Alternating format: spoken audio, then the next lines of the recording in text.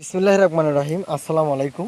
আজকে আপনারা দেখেন সিঙ্গাপুরে হাইব্রিড সুবের চারা, সেই গাছে ছোট ছোট ফেনি বার হচ্ছে। এটাই মূলত সিঙ্গাপুরে হাইব্রিড সুবের চারা। তো দেখেন এখানেগুলো একটা গুটিও আসছে।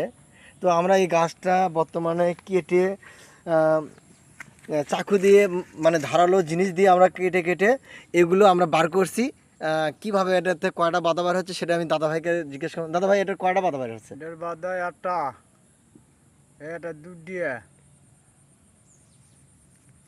এই মুড়াটা তিন দিয়ে গুটি আসছে কয়টা? তারপরে এটা চার দিয়ে গুটি আসছে দুধের এটা আর এগুলো ছোটো তো এখনো গুটি আসেনি। দেখতে পাচ্ছেন আমাদের সিঙ্গাপুরি হাইব্রিড সুবের চারা। তা মূলত আমরা এই বাগান থেকে উঠে নিছি। তো এই গাছটা নষ্ট হয়ে গেছিলো, মানে মরে যাওয়ার জন্য ইয়ে হচ্ছে। এই যে দেখেন গাছটার